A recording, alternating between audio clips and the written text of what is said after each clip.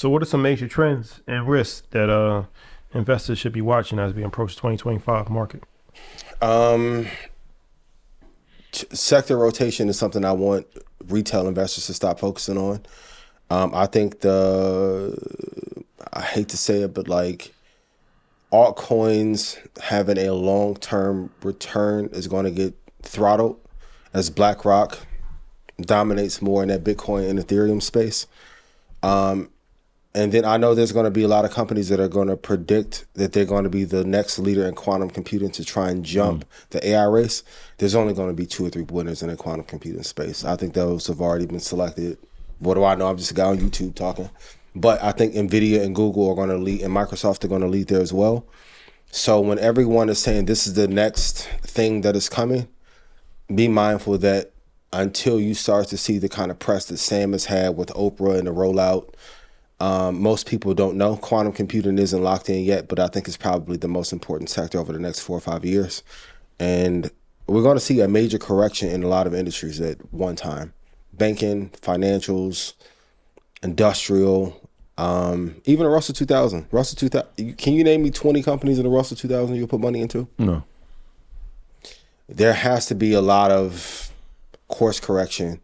And even Michael Dell selling off $800 million worth of shares after he got into the S&P. I'm like, I'm not mad at him for doing so, but I think the timing of it was very interesting. I think there's going to be a shift in policy by 2025, 2027, if they finally do announce a recession. It may be like a niche recession, but I think there's going to be, they're going to play with the words, right?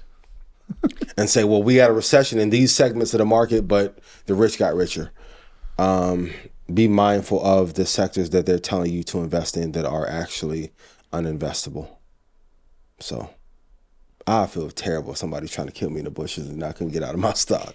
I was like, yeah, why you playing? That's like when the video was going crazy and you locked out of the Schwab account, like, bruh, let me sell. Man went in the bushes. Just crazy. That's crazy. What sectors would you say are quote unquote uninvestable? I think the majority of media right now is uninvestable because of rates. Like when rates are lower, shout out to all the media partners, love you guys dearly from Tama, all that. But if rates stay at this level or even they drop a quarter of a basis point, the margins aren't wide enough. Yeah, it's funny you said that. I was watching a clip. Charlemagne was saying something very similar. He was like, the model of media has to be broken, has to be shaken. Has to be changed. In fact, it isn't like I have this piece of content, here, buy it from me, and now I get a talent fee. It's a new model. Yeah, it has to be. We have the content, we're creating the content. You can work with us if you want, but we're still going to get this thing out. Yeah. There's a shift there. Huge shift. And I know a lot of you guys are commenting on it while not having great content. But my thing has always been in the content space, when they have you fighting over talent and not equity, mistake. Like Sirius paid all that money for Call Her Daddy. Can you name me 4 other shows on Sirius right now? Mistake. Howard Stern's still over there? Howard Stern's still over there?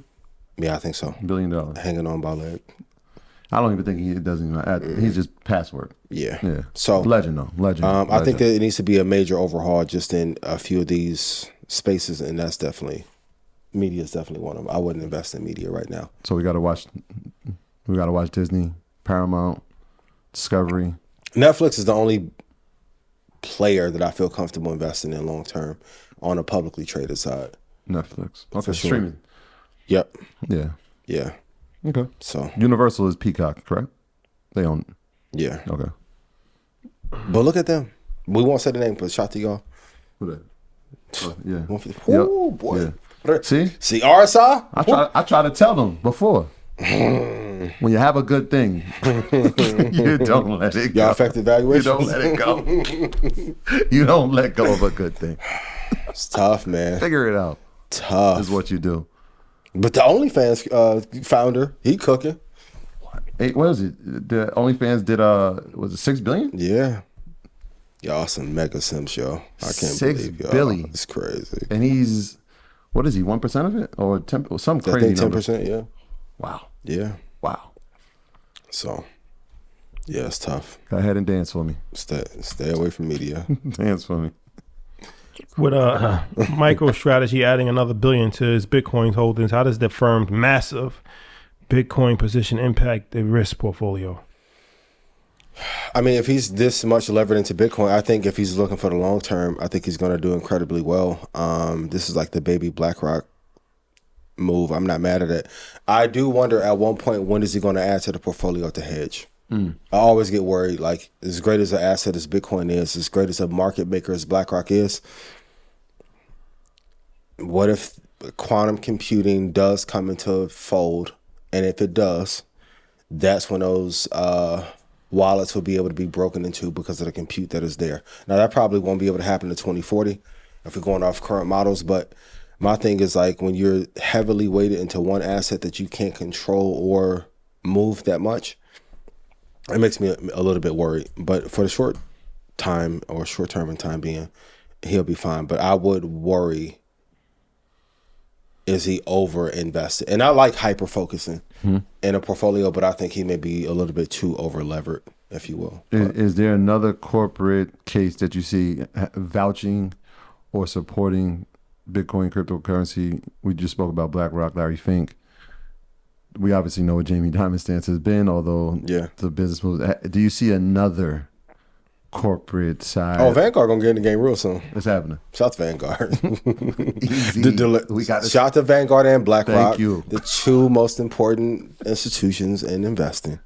And I can see State Street piling in as well. So if you had a big three, big as the what?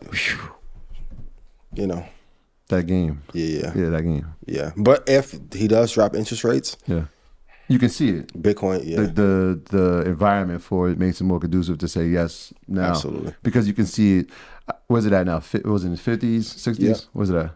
Yeah, it's at 57, 57. Yeah. That case to back up to 70 is there. Yeah. Which is a pretty good upswing. Yeah, they need a couple hard pushes and more like safer, slower returns, and I think that'll be good. But yeah.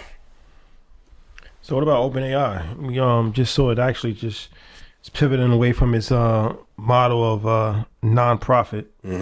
Very complicated structure that they had in place as far as being a nonprofit, but they're going just fully fledged into the for-profit world. Smart. Definitely one of the most valuable companies that's not listed on the stock market, private in the world right now. Only going to have more growth. They actually lost one of their top leaders to Anthropic. Yeah. So they had some shakeup as far as leadership is concerned. But what's the deal with OpenAI? I think it's the most important company that is not publicly traded right now. Number one unicorn, in my opinion. And I know Elon has some issues with the structure, but if you're making that much money, at some point you do have to become a for-profit. And we have to be very clear, they really made the room for NVIDIA to have the valuation that it did. NVIDIA wouldn't go up as much without OpenAI being the software. Going back to the hardware software conversation, it's catalyst. They are the catalyst for that move. So I think whenever they become public, them and Starlink are the two that I'm like eyeing and trying to find and claw everywhere I can to be able to get in before they go public. I think OpenAI would be like the AI equivalent of Apple or Microsoft in one, if they stay on this track. Yeah. So, because they are the case, them and NVIDIA made the AI sector investable and made it come to life. Actually, like a lot of people tried to put Frankenstein together before, they actually did it. And even when they're listed, like, do you put them in the S&P? Do you put them in NASDAQ right away? Like, they're going to move the market. But when in terms of innovation, over the last 5 years, who's been more innovative, OpenAI or Apple? It's been them. You wouldn't have had this conversation 7 years ago. Yeah. The interesting thing about the 5-year span is that they've only been here for 5 years. Yep. So, like, think about that. They're just 5 years. Yep. And part of the conversation that Oprah was having with Altman, he said, she asked him what was the most surprising thing. And he said that people think I'm the most dangerous person on the planet. I'm like, I thought about it. I'm like, yeah, he is. One off. Yeah, well, if you think about the technology that he possesses and the fact that he's on this side of the spectrum when it comes to America, China. Yeah. Right? What is he to us as an asset? Yes. Super valuable. But what is he to the rest of the world as far as the technology? And I mean, it's an interesting proposition for a guy who was 6 years ago just trying to figure this thing out. Yeah. I agree with you. I think Starlink and OpenAI are the two most important. The interesting part is that those both have ties to Elon. So Elon they were the co-founders of this thing, right? The reason that they didn't like the direction. One wanted to do nonprofit, one wanted to do profit. But some of the talk was that he was working on AI himself and wanted that to come through Tesla.